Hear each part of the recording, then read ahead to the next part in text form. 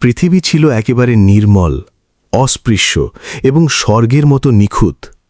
মানুষ সর্বশক্তিমান ঈশ্বরের সাথে ঘুরে বেড়াত, তার সাথে কথা বলত, তার ছায়ায় বাঁচত। কিন্তু শুধুমাত্র একটি ফিসফিসানি, শুধুমাত্র একটি ছোট পছন্দ এবং পুরো সৃষ্টি চিরকালের জন্য বদলে গেল। যখন মানুষের পতন হল, তখন সমস্ত পৃথিবী তার সাথে পতিত হল। ফেরেশতারা তাদের পবিত্র ব্রত ভেঙে ফেলল। বিশালাকায় দৈত্যরা মানুষদের পদদলিত করে এগিয়ে যেতে লাগল। মন্দ আগুনের মতো চারদিকে ছড়িয়ে পড়ল এবং পৃথিবী পাপের ভারী বোঝার নিচে জোরে জোরে আর্তনাদ করতে লাগল। তারপর সর্বশক্তিমান ঈশ্বর কথা বলতে শুরু করলেন, এবং যখন সর্বশক্তিমান ঈশ্বর কথা বলেন, তখন সমস্ত সৃষ্টি থর থর করে কেঁপে ওঠে।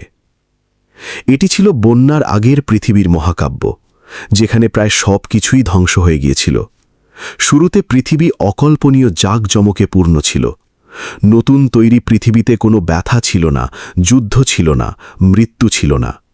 পাহাড়গুলো গর্বের সাথে দাঁড়িয়েছিল, সমুদ্র বাতাসের সাথে নাচত, আকাশ গান গাইত, প্রাণীরা একে অপরের সাথে পূর্ণ সামঞ্জস্যে বাস করত, এবং বাগানের বাতাসে অনন্তকালের সুগন্ধ মিশেছিল।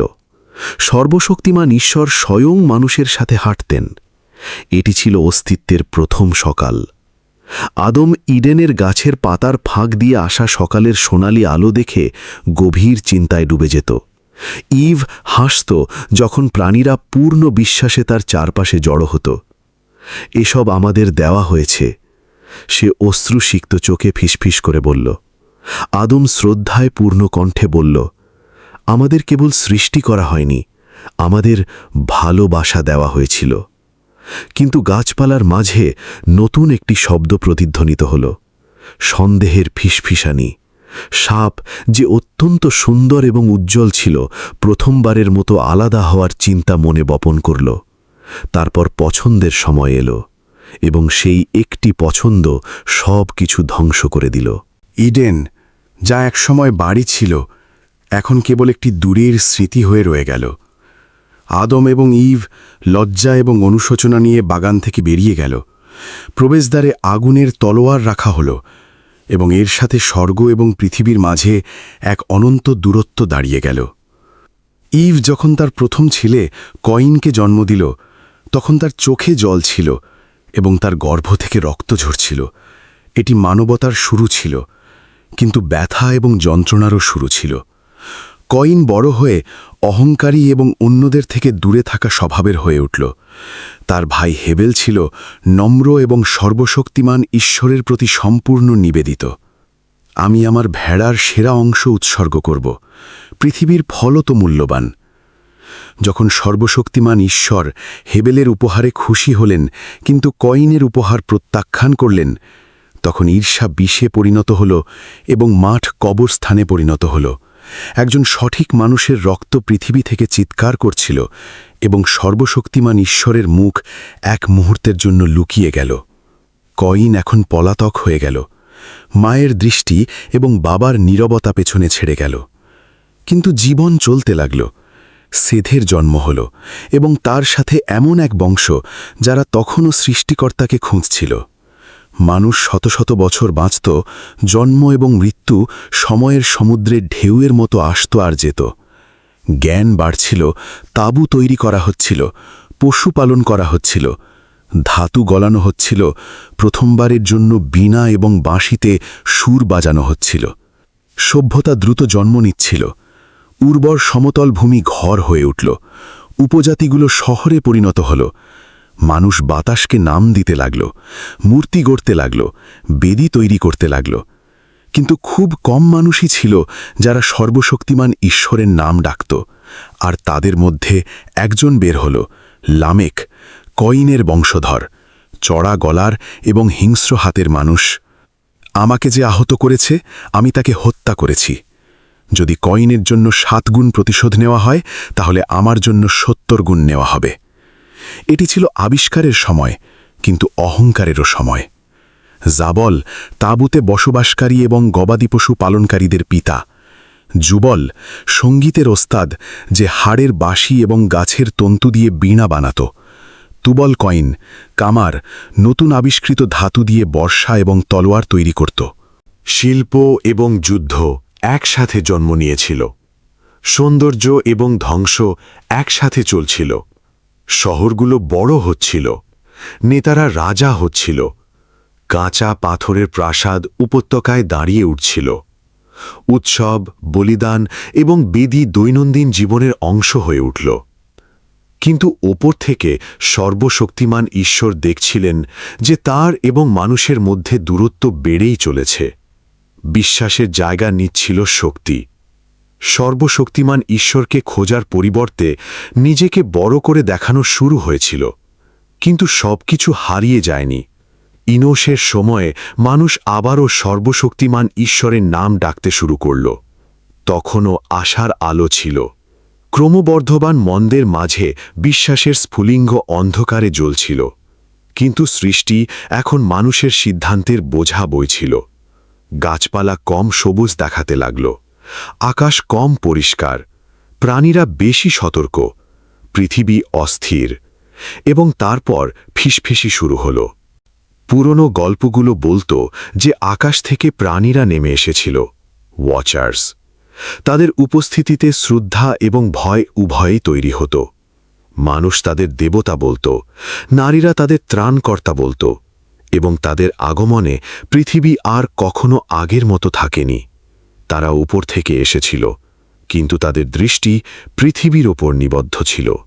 ওয়াচার্স, স্বর্গদূত যাদের মানবতার উপর নজর রাখার দায়িত্ব দেওয়া হয়েছিল। তারা তাদের কাজের সীমা অতিক্রম করে ফেলল। দেখো, মানুষের কন্যারা কত সুন্দর।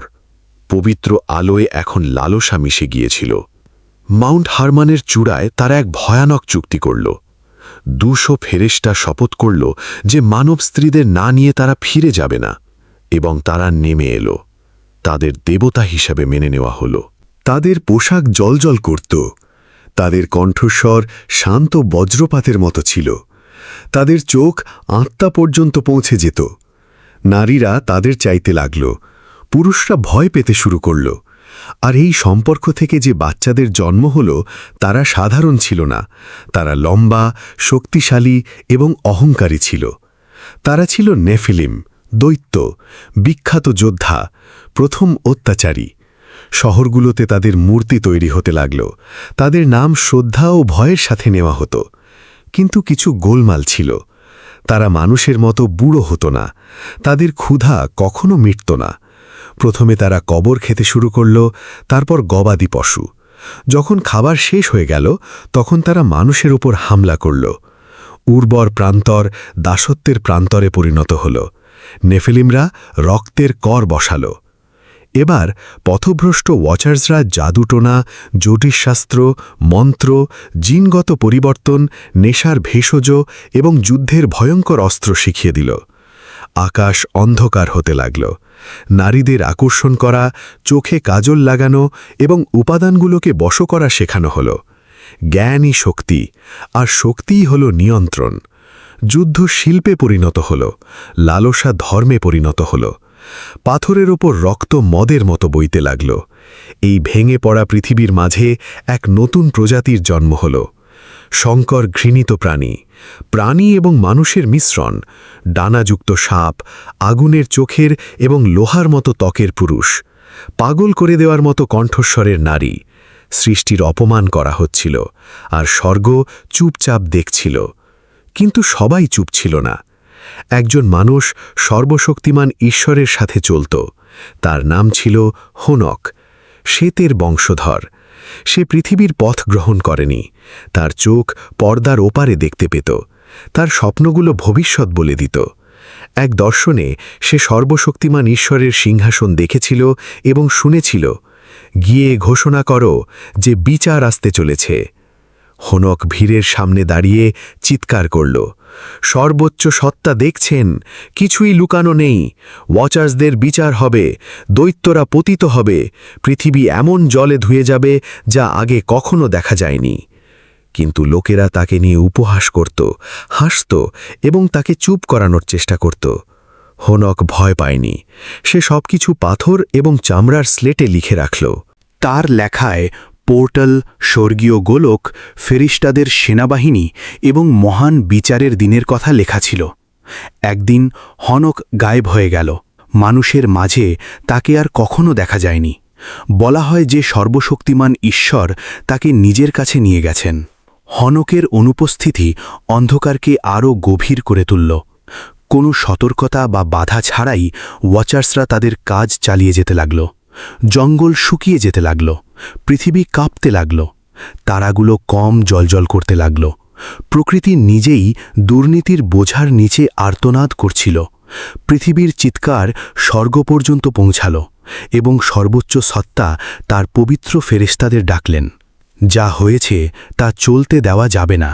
ওয়াচার্সদের শৃঙ্খলে বাধা হবে, তাদের সন্তানদের মুছে ফেলা হবে, পৃথিবীকে শুদ্ধ করা হবে। উরিয়েলকে হনকের কাছে পাঠানো হল, যে এখন স্বর্গে ছিল, পতিত ফেরেশতাদের বিচারের রায় লেখার জন্য। মাইকেল, রাফায়েল এবং গেব্রিয়েল রায় কার্যকর করার জন্য প্রস্তুত হল। কিন্তু পৃথিবীতে দুর্নীতি তখনও দ্রুত ছড়িয়ে পড়ছিল। মানুষ স্বর্গ পর্যন্ত পৌঁছানোর জন্য মিনার তৈরি করছিল। নারীরা তাদের সন্তানদের নেফিলিমদের কাছে বলি দিচ্ছিল। নির্দোষ রক্ত পৃথিবী থেকে চিৎকার করছিল। এবং ওয়াচার্সরা যখন উপাদানগুলোকে নিয়ন্ত্রণ করার কৌশল শেখাচ্ছিল, পৃথিবী জাদু, নিষ্ঠুরতা এবং অন্ধকারে জ্বলছিল। রাতগুলো আর শান্ত ছিল না। বাতাসে চিৎকার শোনা যেত, পৃথিবীতে ফাটল ধরছিল, আকাশে বিদ্যুৎ বিনা মেঘে নাচছিল। এমন মনে হচ্ছিল যেন সমস্ত সৃষ্টি জানত যে ভয়ানক কিছু আসতে চলেছে। কোনো পুরনো রায় যা প্রাচীনকাল থেকে প্রতিশ্রুতি দেওয়া হয়েছিল, এবং এই বিশৃঙ্খলার মাঝে একটি বংশ তখনও টিকেছিল। শেথের বংশধরেরা, যদিও দুর্বল, সৃষ্টিকর্তার স্মৃতি আগলে রেখেছিল। তারা আশা রাখত, প্রার্থনা করত এবং তাদের সন্তানদের শেখাত যে সবকিছু শেষ হয়ে যায়নি। তাদের মধ্যে ছিল একটি শান্ত, সৎ এবং পরিশ্রমী মানুষ। অন্যেরা যখন ঝগড়া ও সহিংসতায় হারিয়ে যাচ্ছিল, সে গাছের মাঝে হাঁটত এবং বাতাসের শব্দ শুনত। তার নাম ছিল নুহ। নুহ তার কঠোর পরিশ্রমী হাতে জমি চাষ করত এবং শান্ত দৃষ্টিতে দেখত।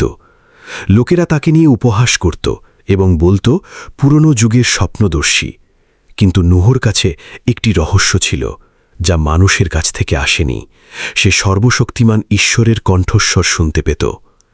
মাঠে হাঁটার সময় সে গাছের পাতায় মৃদু বাতাসের মতো সর্বশক্তিমান ঈশ্বরের উপস্থিতি অনুভব করত। তার ছেলে শেম, হাম এবং ইয়াফেত তার কাছ থেকে শিখেছিল যে সর্বশক্তিমান ঈশ্বরকে ভয় করা উচিত, যদিও এটি পৃথিবীতে বসবাসকারী সবচেয়ে দুর্নীতিগ্রস্ত প্রজন্ম ছিল। এক রাতে আকাশ খুলে গেল। অন্ধকার এমন রঙে জ্বলে উঠল যা মানবতা আগে কখনো দেখেনি। একটি উপস্থিতি নুহকে ঘিরে ফেলল এবং বজ্রপাতের মতো একটি আওয়াজ তার মনে বেজে উঠল। সমস্ত রক্তমাংসের শেষ আমার সামনে উপস্থিত হয়েছে। পৃথিবী সহিংসতায় পূর্ণ। তুমি সাইপ্রেস কাঠ দিয়ে একটি বিশাল জাহাজ তৈরি করো।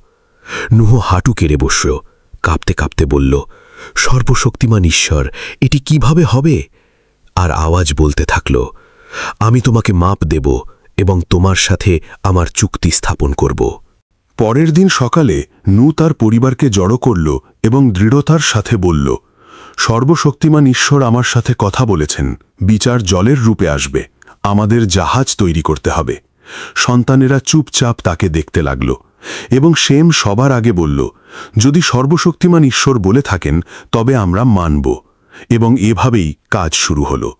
কাঠ কাটা হলো, কুড়ালের শব্দ সেই উপত্যকাগুলিতে প্রতিধ্বনিত হল যেখানে কখনো বৃষ্টি হয়নি। শহরের লোকেরা যাওয়ার সময় হাসত আর বলতো, পাগলটাকে দেখ, যেখানে সমুদ্র নেই সেখানে নৌকা বানাচ্ছে। নূ কিছুই বলতো না। তার মুখ দিয়ে ঘাম ঝরত, কিন্তু সে এক একটি কড়ি কাঠ জোড়া লাগিয়ে যেত। সে বিশ্বাসে পরিচালিত হচ্ছিল। এদিকে নেফেলিমরা লোহার মুষ্টি দিয়ে শহরগুলিতে রাজত্ব করছিল। বিনোদনের জন্য মানুষদের একে অপরের সাথে লড়তে বাধ্য করা হতো। দেবতারা, যারা এখন বিকৃত হয়ে গিয়েছিল, দাসদের তৈরি প্রাসাদে থাকত। যে আলো একসময় ঝলঝল করত, তা এখন গভীর অন্ধকারে পরিণত হয়েছিল। কিন্তু স্বর্গের ফেরেশতারাও সক্রিয় হয়ে উঠল। মাইকেলকে নেফিলিমদের ওপর আক্রমণ করার নির্দেশ দেওয়া হলো। স্বর্গীয় ক্রোধের সাথে সে আগুনের ঝড়ের মতো নেমে এলো। আলোর তলোয়ার সজ্জিত সেনাবাহিনীর সাথে স্বর্গ এবং পৃথিবী কেঁপে উঠল। দৈত্যরা মহাযুদ্ধে পতিত হল। তাদের চিৎকার উপত্যকাগুলিকে কাঁপিয়ে দিচ্ছিল। পৃথিবী মুখ খুলে তাদের মৃতদেহ গিলতে লাগল। ওয়াচার্সদের শৃঙ্খলে বেঁধে অন্ধকারের গভীরে ফেলে দেওয়া হল। নূ তার কাজ চালিয়ে যাচ্ছিল। জাহাজটি মাঠের মাঝখানে কাঠের দুর্গে পরিণত হচ্ছিল। 3 তলা, শত শত ঘর, জীবিতদের বাসস্থান। সর্বশক্তিমান ঈশ্বর প্রাণীদের জোড়ায় জোড়ায় পাঠালেন। অদৃশ্য প্রবৃত্তি দ্বারা পরিচালিত হয়ে সিংহরা মেষশাবদের সাথে হাঁটছিল। ঈগলরা পায়রাদের কাছে নামছিল। অসম্ভব চোখের সামনে বাস্তবে পরিণত হচ্ছিল। কিন্তু তবুও মানুষ বিশ্বাস করল না। পার্টি চলছিল, নেশা বাড়ছিল। সর্বশক্তিমান ঈশ্বরের নাম উপহাসের বিষয় হয়ে দাঁড়িয়েছিল। নূ হাতুড়ি পেটাতে পেটাতে প্রচার করত, অনুতপ্ত হো, এখনো সময় আছে। উত্তরে কেবল হাসিই ভেসে আসত। নারীরা আগুনের চারদিকে নাচত, পুরুষরা নেফিলিমদের পূজার গান গাইত। যদিও স্বর্গ বিশৃঙ্খলার ভবিষ্যৎবাণী করছিল, সংকেত আসতে শুরু করল। চাঁদ লাল হয়ে গেল। বন্যপ্রাণীরা জঙ্গল থেকে পালাতে শুরু করল। পূর্ব এবং পশ্চিম দিক থেকে একসাথে ঠান্ডা বাতাস বইতে লাগল। যেখানে কখনো বৃষ্টি হতো না, সেখানে হালকা ফোঁটা পড়তে লাগল। পায়ের নিচে পৃথিবী কাঁপতে লাগল। তবুও মানুষের হৃদয় পাথরের মতোই রয়ে গেল। আর তারপর 7ম দিন এলো। জাহাজ প্রস্তুত ছিল। সর্বশক্তিমান ঈশ্বর আবার বললেন, তুমি এবং তোমার পুরো পরিবার জাহাজে প্রবেশ করো, কারণ আমি তোমাকে এই প্রজন্মের মধ্যে সঠিক পেয়েছি। নোহ চুপচাপ তার পরিবারকে জড়ো করল। একে একে তারা সেই বড় জাহাজে প্রবেশ করল। শেষে সে দিগন্তের দিকে তাকাল। দূর থেকে একটি চিৎকার ভেসে এলো, ভীতু, আমাদের সাথে উৎসব করো। নোহ কেবল বেদনাদায়ক দৃষ্টি দিয়ে উত্তর দিল। আর তারপর একটি অলৌকিক ঘটনা ঘটল। জাহাজের দরজা নিজে থেকেই বন্ধ হয়ে গেল। একটি ভারী গর্জন উপত্যকাকে কাঁপিয়ে দিল। উড়ন্ত প্রাণীরা চুপ হয়ে গেল। একটি পাখি নীরবে আকাশে উড়ল। মেঘ ডাকল, কিন্তু তখনও বৃষ্টি নামেনি। নোহ জাহাজের ভেতরে চুপচাপ শ্বাস আটকে দাঁড়িয়ে রইল। কাঠের তক্তাগুলো হালকাভাবে মড়মড় করে উঠল।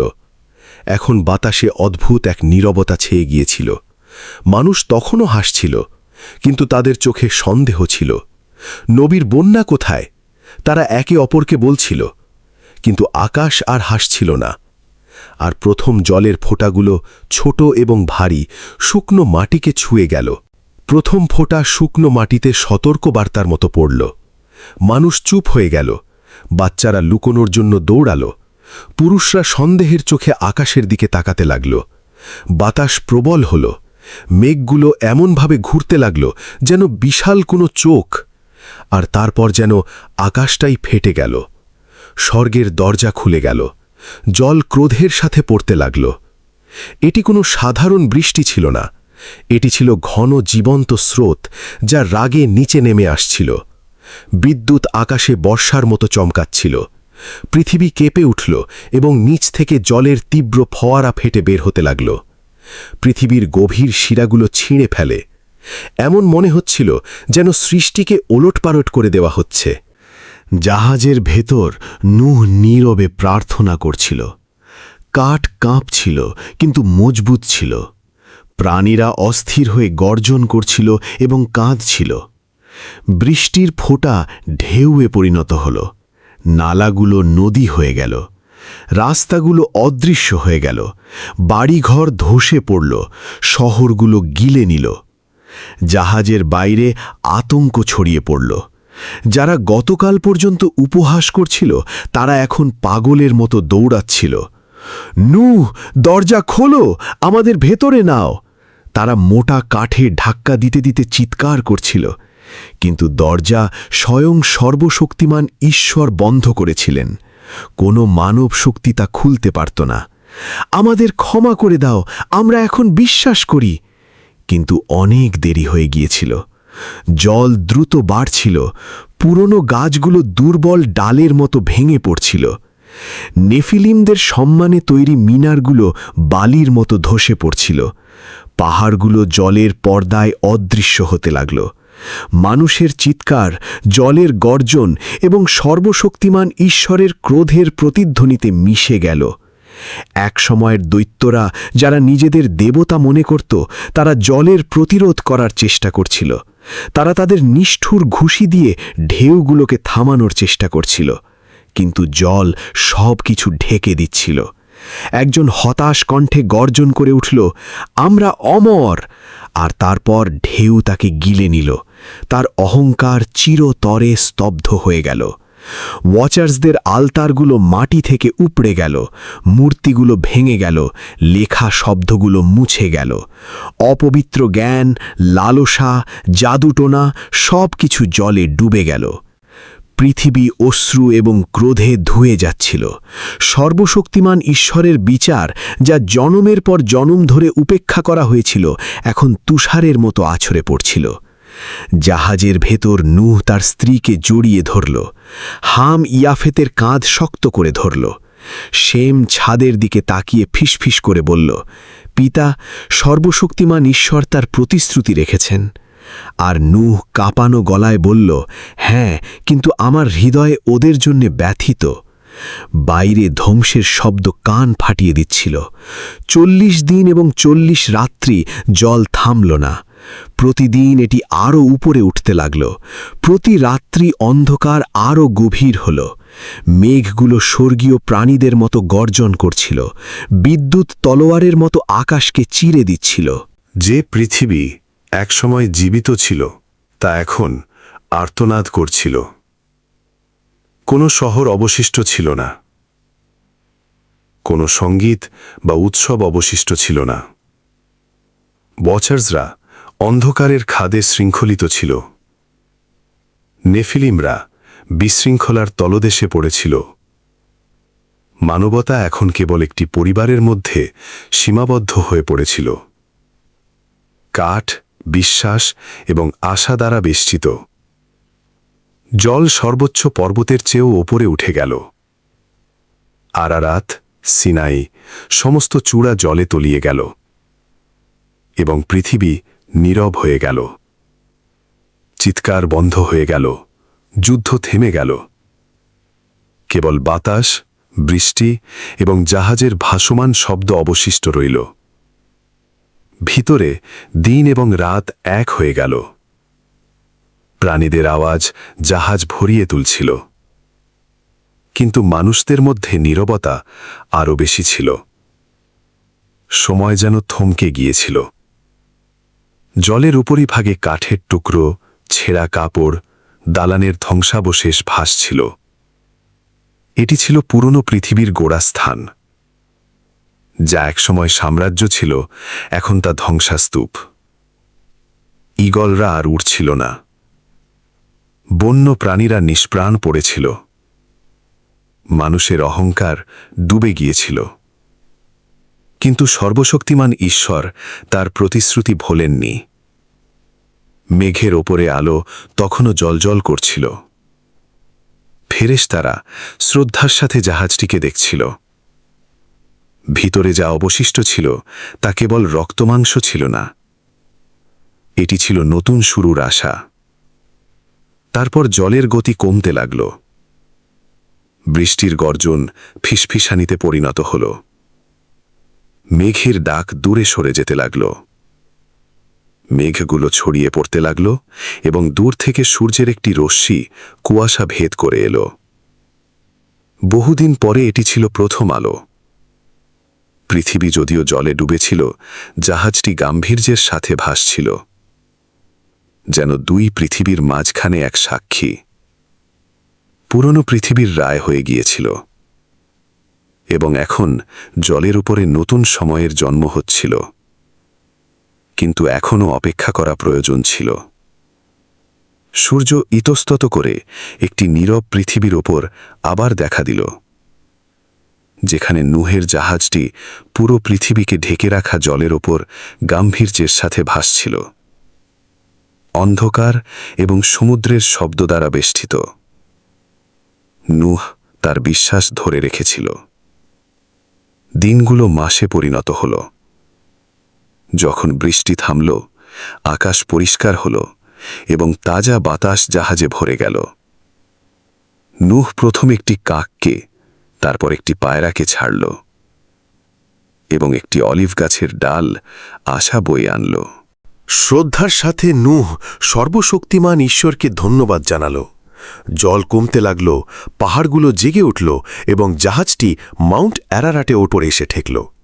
তারপর সর্বশক্তিমান ঈশ্বর বললেন, জাহাজ থেকে বেরিয়ে এসো এবং বংশবৃদ্ধি করো। দরজা খুলল এবং আলো একটি আশীর্বাদের মতো ভেতরে ছড়িয়ে পড়ল। প্রাণীরা মুক্ত হয়ে বাইরে এলো। নূহ অবশেষে মাটিতে নামল এবং নীরবে সর্বশক্তিমান ঈশ্বরের জন্য একটি বেদি তৈরি করল, যিনি বিচারও করেন এবং নতুন জীবনও দেন। বলিদান স্বর্গ পর্যন্ত পৌঁছল এবং সর্বশক্তিমান ঈশ্বর প্রতিশ্রুতি দিলেন, আমি আর কখনো সমস্ত সৃষ্টিকে ধ্বংস করব না। যতদিন পৃথিবী থাকবে, বপন এবং ফসল কাটার সময় থাকবে। এই প্রতিশ্রুতির মোহর হিসেবে আকাশে রামধনু জ্বলে উঠল। আর জাফেদ জিজ্ঞেস করল, এটি কি একটি প্রতিশ্রুতি? হ্যাঁ, নূহ বলল, আকাশ এবং পৃথিবীর মাঝে। পৃথিবী যদিও আহত ছিল, আবার প্রস্ফুটিত হতে শুরু করল। ভেজা পাথরের মাঝে কুড়ি ফুটছিল, পাখি গান গাইছিল, নদীগুলো নতুন পথ তৈরি করছিল, জীবন আবার শুরু হচ্ছিল। নূহের ছেলেরা কাজ করছিল, তাদের স্ত্রীরা শিকড় গ্রহণ করছিল এবং ঠান্ডা রাতগুলো এখন গল্প আর আশা নিয়ে আসছিল। নূহ জানত যে মন্দ এখনও মানুষের হৃদয়ে বাস করে, কিন্তু সে এটাও জানত যে সর্বশক্তিমান ঈশ্বরের ভালোবাসা তার চেয়েও অনেক বড়। দৈত্য এবং বিদ্রোহী ফেরেশতাদের দ্বারা কলুষিত পুরনো পৃথিবী জলে সমাহিত হয়েছিল। একটি নতুন পৃথিবী জন্ম নিচ্ছিল এবং তার সাথে একটি চিরন্তন সত্য। পৃথিবীকে পরিষ্কার করা যেতে পারে, কিন্তু মানুষের হৃদয় পরিবর্তন করা এখনও বাকি আছে।